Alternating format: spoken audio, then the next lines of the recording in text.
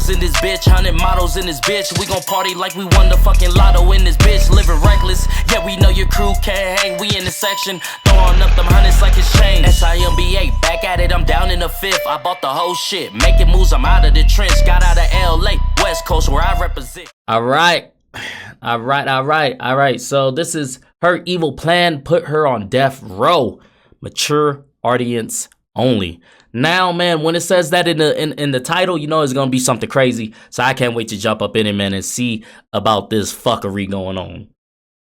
This story is going to be painful to listen to. It's a horrific tragedy, and there's really no other way to tell it without it coming off that way. And so viewer discretion is advised. But before we get into today's story, if you're a fan of the strange, dark, and mysterious delivered in story format, then you've come to the right place, because that's all we do, and we upload 3 or 4 times every week. So if that's of interest to you, please go into the Like Button's favorite music playlist and replace all of the songs with the Kids Bop version. Shout out Ashley. Also, please subscribe to our channel and turn on all notifications so you don't miss any of our weekly uploads. All right, let's get into today's story.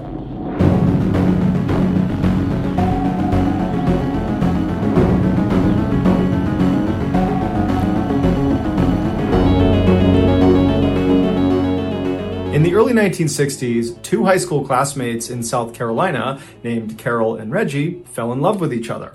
Every day in the halls, they'd hold hands and they'd laugh with each other and whisper to each other, and then outside of school, they were inseparable. But despite their seemingly perfect relationship, it didn't last long. They both had different ideas about what the future should hold, and so after graduation, they broke up. Reggie went on to join the US Navy, where he served for a number of years all over the world. He would at one point get married, but that marriage would end quickly, and then after he got out of the military, he got a job at a railroad back at his hometown in South Carolina. As for Carol, after graduation, she got married and divorced too, twice actually, but it was her second failed marriage that nearly killed her. On February 18th, 1987, Carol was living with her 10-year-old daughter, Rhonda, in South Carolina when her estranged second husband came up to the door and knocked. Carol opened the door, and her ex-husband drew a gun and shot her 6 times in front of her daughter before... Whoa! What is the reason?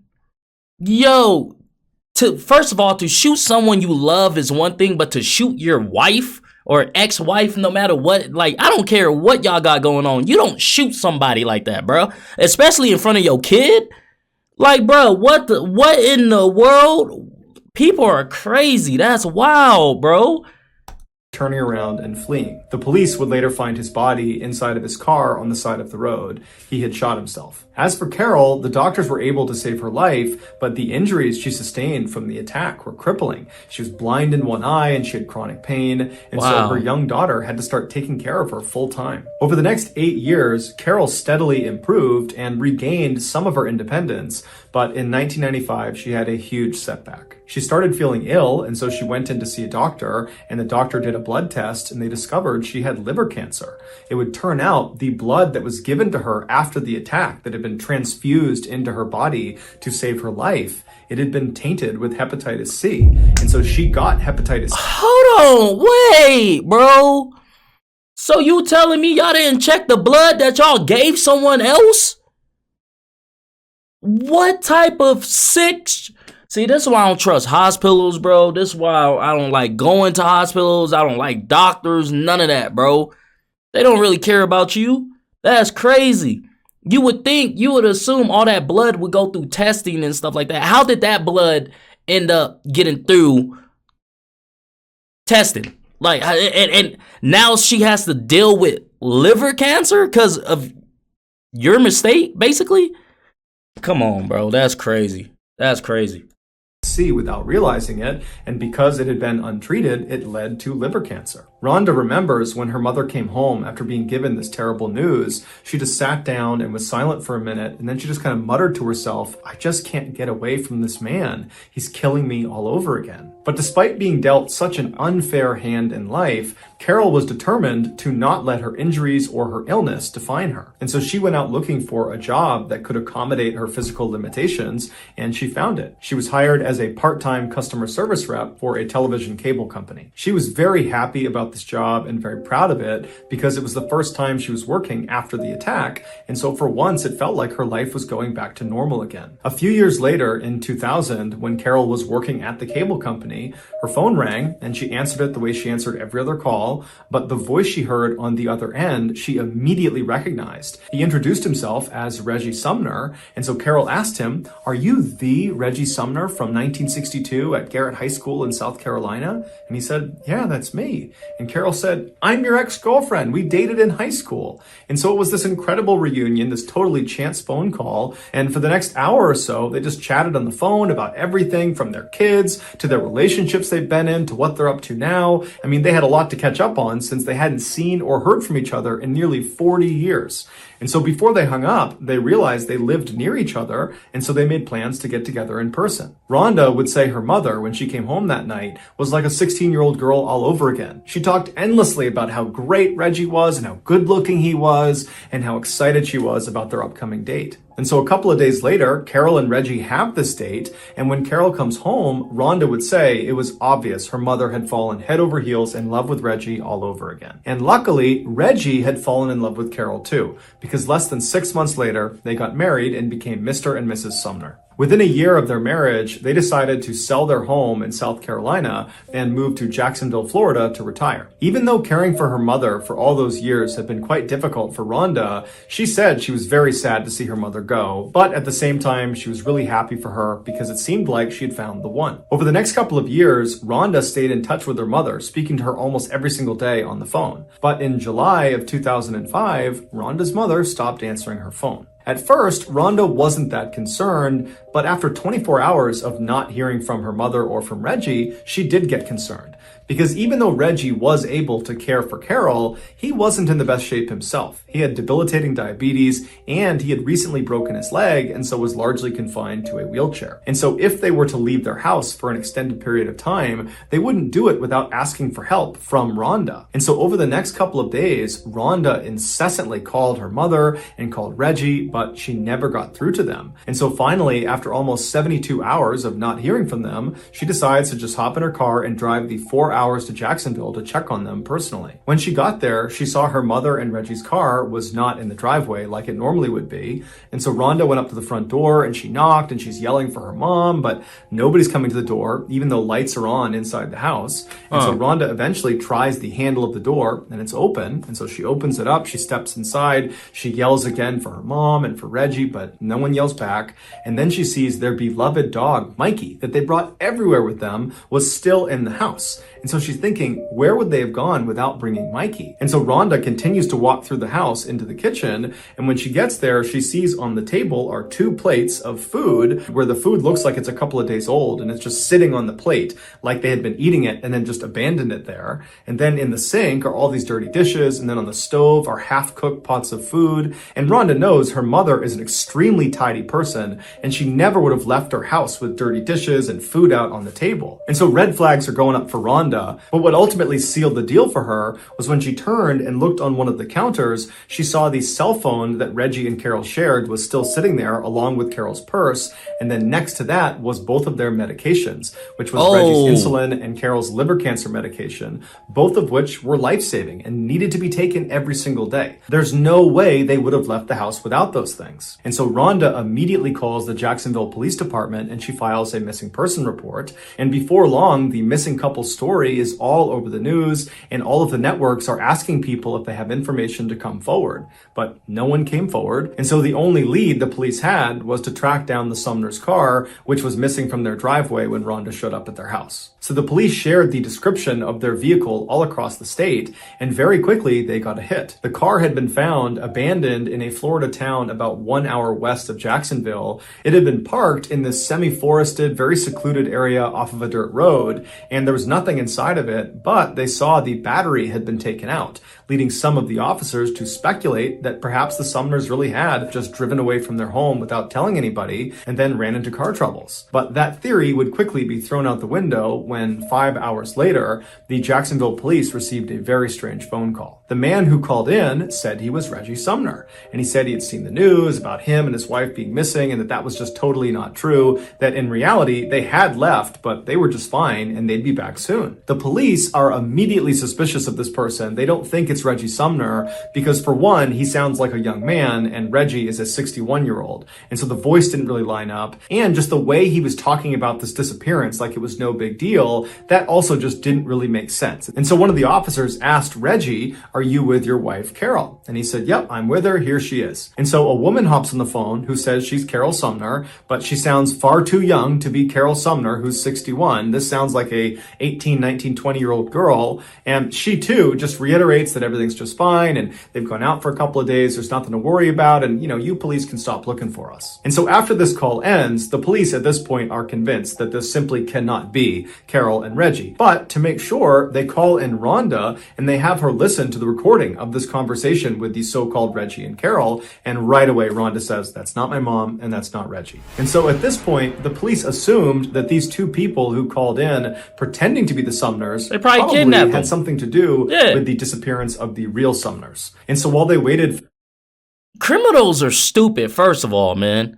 Why would you call a police station pretending to be someone that I don't know if they kidnapped them. I don't know what, I don't know. We're going to find out. But why would you call in pretending to be someone else trying to take the trail or the scent off of you? That to me, that's stupid. To me, that writes, "Hey, I'm over here. Come get me. I did this. Come get me."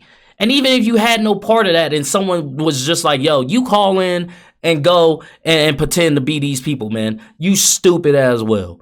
You just putting the cops on your trail. Criminals, man, they not the smartest. For the trace on this phone call to come back, which would give them information about who was calling and from where, the police decided to investigate another angle. The police looked at the Sumners' bank statements and they saw their bank card had been used at an ATM in South Carolina after the Sumners had been reported missing.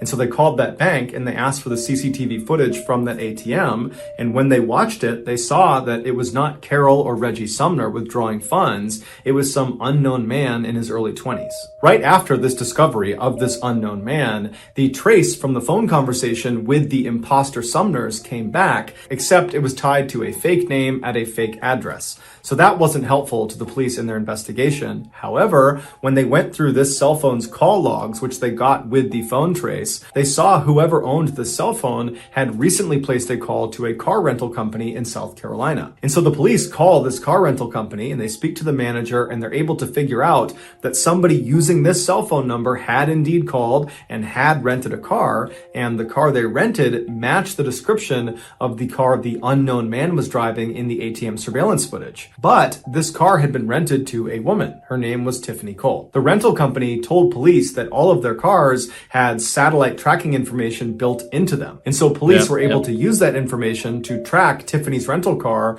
to a motel in South Carolina. The initial thought was that maybe the Sumners are being held against their will in this motel. And so very quickly, a police force was organized, and on the morning of July 14th, so 6 days after the Sumners were listed as missing, they arrive at this motel, they go to the front desk, they find out what room Tiffany is in, they get the key, and they go up and they open the door. The Sumners were not inside. Instead, there were 3 young adults sitting there. It was 24-year-old Tiffany Cole, her boyfriend, 23-year-old Michael James Jackson, and his friend, 19-year-old Alan Wade. Also in the room were dozens of bags of recently purchased merchandise, like computers and video games and clothes and perfume. And also they discovered the key to the Sumners' vehicle and Reggie Sumner's prized coin collection. The police Wow. brought all three back to the police station and put them in separate rooms to be interrogated. At this point, it was obvious to police that these three had something to do with the Sumners' disappearance. They had all these things in the room that tied them to the missing couple. And so now the police, as they interrogated them, it was not so much about connecting them to the Sumners as much as it was about helping them find the Sumners. At first, all three of them either didn't talk or were totally uncooperative. But under intense questioning, Tiffany cracked a little bit. She said that they had robbed the Sumners, but nothing more. They didn't do anything else besides rob them. And there had been a fourth person involved in the robbery, 19-year-old Bruce Nixon, who was friends with Alan Wade. Bruce lived nearby, so the police quickly rounded him up and brought him in for questioning, and unlike the other three, Bruce immediately caved. And the story he told... My man started snitching like 6ix9ine. My man said, look, if I'm getting I'm getting less time, I'm out here snitching, bro. Like, that's what hey, I feel it, bro. Do you? About what happened to the Sumners brought many of the police that were involved in this investigation to tears. He said it all started with Tiffany. Tiffany used to be neighbors with the Sumners back when they still lived in South Carolina. Tiffany had a pretty rough upbringing and her father was permanently sick, and so the Sumners kind of took her under their wing and looked after her and built a very close relationship with her and kind of treated her like she was one of their daughters. Anything she needed, if she needed money, food, anything, they would give it to her. For example, in 2001, right before they left for Florida, they sold a car to Tiffany, but they sold it for basically nothing because they knew she didn't have any money and she really needed a car. That's fucked up, bro. So this girl, these nice old people takes this young girl in, you know, give her food, clothes, money, a car for cheap, and she turned around, rob them, and probably even killed them. That's crazy, man. Man, bad things happen to good people, man. It's fucked up. That's fucked up. It shows you that you can't be nice to people, bro. You can't. Cause, like, wow, that hurts. I ain't even finished the story yet, and that hurts. 4 years later, in June of 2005, Tiffany was partying in Jacksonville, Florida with her new boyfriend, Michael James Jackson, when they got kicked out of the house they planned on staying in for the night. And so now they don't have a place to stay, they don't have any money, and that's when Tiffany remembers the Sumners had moved to Jacksonville and they would always help her out if she needed anything. And so the two of them drive to the Sumners' house in the middle of the night, they haven't called them, and they just knock on the door, totally uninvited, and Carol comes to the door, and when she opens it, she sees Tiffany, and immediately she's like, oh my goodness, I haven't seen you in so long. Come in.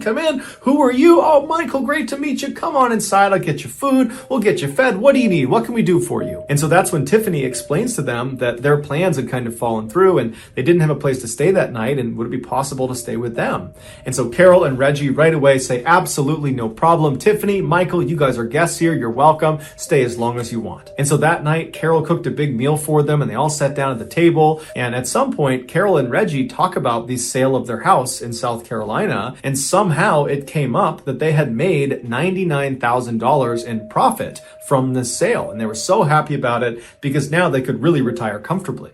And so as soon as they said that, Tiffany and Michael shot glances at each other because they knew they had to come back and rob them. The next morning, Carol and Reggie got up early, they made coffee and they made breakfast, and they were hoping that Tiffany and Michael would stick around for the day and spend some more time with them. But Tiffany and Michael were very quick to want to leave. They said, thank you very much, we got to hit the road. And so they left. And as soon as they get in the car, they start planning how they're going to come back and rob the Sumners and get their hands on that $99,000. 1 month later, on the evening of July 8th, after all robbery preparations have been made, Bruce Nixon and Alan Wade show up at the Sumner house and they knock on the door. When the door opens, it's Carol, and she doesn't recognize either of them, but being as kind and generous as she was, she said, hey boys, what can I do for you? How can I help you? And this was exactly what Bruce and Alan were expecting based on what Tiffany told them. She said this couple would be very easy to exploit. And they tell her that their car had broken down and they needed to use her phone. And so she's a little bit skeptical, but ultimately she says, sure, come on in. And so Bruce and Alan go inside the house, the door shuts behind them, and as soon as it does, one of them draws a fake gun that looks very real and pointed it at Carol, while the other one began tying her up with cord and with duct tape. And so Carol begins screaming and making a bunch of noise, and Reggie, who's in the garage out of sight, he hears her. He comes running in to see what's going on, and he sees these two men who immediately attack him, and Reggie's got a broken leg, and he's already pretty weak and frail, and so he doesn't put up much of a fight. And before long, he and his wife were all taped up and restrained on the couch, and they were having duct tape wrapped around their heads until everything was covered except for a slit underneath their nose so they could breathe. And so with the couple completely under control and at the mercy of their captors,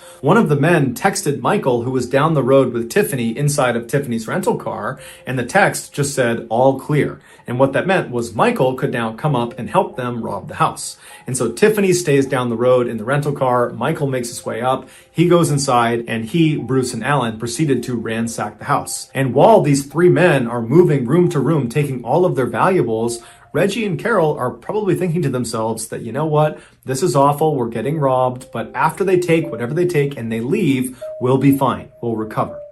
But when these three men finished taking all of their valuable items, they decided that they would also take Reggie and Carol. So they stood the couple up and they marched them into the garage and they put them in the trunk of their own car. At this point, Bruce left the Sumner's house and went down the road and got in Tiffany's rental car, and Michael and Alan, they got into the Sumner's car, and the two cars met up on the road and then drove 40 minutes northwest just over the border into Georgia, where they found this access road and they went down it until they reached this very secluded section of forest. This was not just some random spot in the middle of the woods in Georgia. This was a pre-selected spot that Tiffany and the others had been out to 2 days earlier to prepare it. And what they had done to prepare was to dig a grave for the Sumners. Michael and Alan in the Sumners car drove up right next to the grave site, while Tiffany and Bruce came up right behind them. And once they had all stopped, they got out of the car and they went right behind the Sumners car and they popped open the trunk. It's believed the temperature inside of that trunk was well over 100 degrees. And so Reggie and Carol were sweating profusely, and the sweat had caused their restraints to slip off their wrists and slip down off their face. And so the two of them were found holding on to each other and crying and praying. Seeing how weak they already were, the group decided they did not need to put new tape around their wrists or their face. They weren't going to go anywhere. And so they grabbed the two and they pulled them out and dumped them on the ground. It was probably around this time that the Sumners realized Tiffany was one of these four people that was doing this horrible thing to them. And I can only imagine the heartbreak they experienced. Bruh, the pain, bro. The pain, that shit's hurting my heart, bro. Wow, this beautiful couple opened their home, their whole life to this girl, and she was ultimately their demise. That's heavy, man. That's heavy.